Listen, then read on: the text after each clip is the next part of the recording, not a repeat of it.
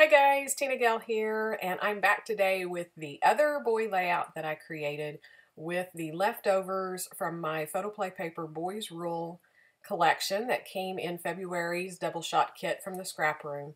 So the first thing I did was I thought I'll try to use this other colored background, this blue cardstock, and then I was looking at the paper that I had and looking to see if I trimmed all of those up into squares and rectangles, um, what I could do for a background. So that's where I started. I just trimmed all of those pieces that were the leftovers into whatever size of square square or rectangle that they were to create some backgrounds for my photos. And then I decided I wanted a little bit of border off to the right hand side. So I took a strip off the star paper that I had. That one was a full sheet, or if it wasn't full, I had only cut a little bit off of it. And then cut a strip of that dark blue paper and then a tinier one of the white, which I'm going to end up changing that up a bit. So I'm just looking to kind of decide which sides of the papers that I like, what size that they need to be to hold my photos. I'm still working with really old photos. The ones that I'm working with today are two that I have of my son and his cousin, and they were just running around playing in the summer. And again, you can see my son. He's in a diaper and nothing else. It was just a theme of him growing up, just as few clothes as possible. So I have to trim them down just a little bit to fit onto the backgrounds that I create. And here is where I decided I just can't do the colored background. I need to work on a white cardstock. I struggled so much on the last one, and I just decided I wasn't going to do it this time. I needed the white. I wanted the brightness. All of these papers are darker, and so I think that was a big part of it too that I struggled with, but I just really wanted the white. It also brought out the boys in the picture because my nephew has on this white t-shirt with the Dalmatians. My son has his white diaper on. You know, the background is more white and light. So I just really felt like it looked a lot better on white cardstock.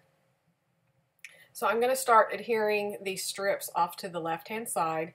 And I decide to pull that dark blue in just a little bit so that I can show a little bit of the white cardstock behind. And then this tiny strip, I decided to flip over and have the red showing. I really wanted that pop of red. And here I split it apart where it would show a little bit of the white cardstock and thought I might try it all the way across, but I didn't care for it. So I pick it up and I move it back over. And then here I'm trying to decide, you know, do I want a gap, do I not? And again, I decide no gaps between the cards or between the pattern papers, but just a little bit of that white cardstock showing off on the right hand side. And then I'm going to narrow down exactly what sizes these background papers need to be. I wanted them showing on both sides of the photos, and I'm going to stagger the photos kind of at an angle. So I just wanted to create a lot of different layers of papers. And again, I love this paper with the white and the cars. So I really wanted to keep some of it showing, and I worked hard to keep a section of it showing on the side of the photos and not cover it up with a title or stickers or embellishments, because I wanted that pop of white, and I wanted to see all of the cars as well because it kind of fit in. He's actually holding a tractor toy, and then he's got it in his mouth chewing on it, I guess. I don't know if he shouldn't have been teething. He's kind of, I mean, he could have gotten molars or back teeth, but I don't know. He was just an exploring child. Here's where I'm just trying to decide, you know, which one I want on top, and I decide that they need to be just a little bit smaller. I wanted them cropped in so that you just really see the boys and not, you know, just all of the background. There's nothing in the background to see. It's just an old door, so nothing there that's going to bother me to cut away from the photos. And then I can see more of the pattern papers and really show those off. As I cut the papers down and try to decide what order I want the layers, originally I'm sitting here and I kind of put the dark to the back because that's just the way I think, of the lighter to the top. But once I start putting the photos on, that's what's going to dictate where they go. And I really decide that the photos do not pop against that light blue with the stars, and so that's going to have to change. But that dark blue is perfect because it really contrasts against the white with the cars. It contrasts against the photos to cause them to pop up, and then you have that lighter blue against your white cardstock where it's softer and an easier transition into the white. So once I saw that, I knew that's what I wanted. But then I wanted to pull that red in. I have that red tiny stripe off to the right, so I needed to get it into my layers so that my embellishments and all of that will coordinate. So I just cut a square piece and put it at an angle up towards the top. And then I wanted some tucked at the bottom, and I debated back and forth between tucking it up under the layers. But in the end, I decided to cut this smaller thin strip and move it down just a little bit, and it ends up being a perfect place to build my title on. So that was not in my thinking when I did it necessarily. I knew I was going to put some clusters and stuff down there, but I found stickers for my title and stuff, so it was a perfect little piece down there. I also had that thin little blue stripe, and I felt like it really needed something else on the bottom to ground it so that it wasn't, you know, just floating off the page. And so that was just enough dark off the bottom of that layer to kind of pull it all down to the background. So here's all of the layers. This is how it's going to stay. And this is where I'm playing. I'm deciding that maybe the photos need just a little bit more. So I contemplate back and forth between the red or the blue, but I decide the blue again is what really makes those photos pop off the page. So I'm just going to use these little scraps, even though they're different patterned papers. I'm not having enough show that it's going to matter. You're just getting that little hint of dark blue behind the photos. So I'm just going to mat those up really quick. Now that I've got the background put in and I know where my photos are going, the layout's really coming together, and this is where I'm just really falling in love with it. I love all the pops of colors. I love how boyish it looks. So now it's time to start looking at the embellishments and figure out where I'm going to go with that. Yeah, and I decided it was a little bit too high to the top. I needed to bring it down since I was going to build all that down below, and so I just picked it up. It just needed a little bit more headroom on the layout. So just an easy, quick fix. For the embellishments on this one, I still have that big 12 by 12 sticker sheet, which I love because you have so many options. You can, you know, pop dot things up. It can look like stickers or ephemera or whatever with just the 12 by 12 sticker sheet. So I'm a big fan.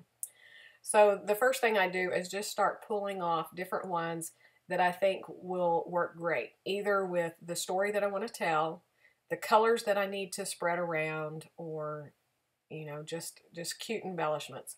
So here's where I start picking off the title, and it had this big word that said boys, and I decided that was perfect to pull into the title. And originally I thought it was going to go up there next to the photos, but then I kept looking at that little red strip down there, and this is where I decided it's a perfect landing place for my title.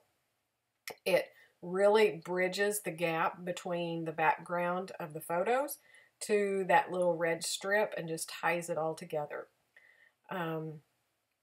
So that's the beginning of my title. I still didn't really know what it was going to be, but I found that Explore label and thought that was perfect. So it's going to be Boys Explore, and I overlap that onto the red and tuck it up underneath the star paper. So again, it's pulling all of that together. It's all connected. It's all flowing. And then I just pick out different icons that are all about boys and their toys. And Hugh loved trains. So I knew I had to get that train in there. So that filled up that little gap up at the top left to bring those photos together again. And then the little boat, and it's kind of like a megaphone that I put by the title, which I'm going to end up moving that. I wasn't quite as wild about it, but I was just trying to use up as many things as I could to build up the clusters, and that was something that I didn't really know how I would use it. So I thought it would work, but not that wild about it, so it ends up not making the layout. Originally, I had put that little support the wildlife, raise little boys. I thought it was cute up there at the top, kind of making the triangle, but I'm going to end up bringing it down into the photos right here where this is at. I go back and forth. I just couldn't quite decide, but I really liked having all of the embellishments right there around the photos and just keeping everything in tight. And then there was that star that had some kind of wording on it, but it didn't fit my layout, so I just tucked it in. I just wanted the star shape. And then the other one, the little speech bubble that says boys will be boys, was another perfect little thing. And it just brought that other cluster together. So now I have the 3 clusters creating, you know, my little triangle around my photos. Took my journaling pen again to go around just to kind of really make the layers stand out. And here I was trying to decide about journaling. I'm just not sure what I want to write. So I ended up just putting kind of the general date that these were taken. But I wanted something just a little bit more. So there was this border strip that had all these words on it. And I just created a little strip behind this photo for another little grounding. And that was the perfect finishing touch. It brought that red into the center with the photos. And it's done. I fell in love with it. So I hope you enjoyed this. I'll try to get more videos up really soon. Thank you for your sweet comments. Be sure to go over to the scrap room, check out the kits and the challenges over there, and I will see you very soon. Bye-bye.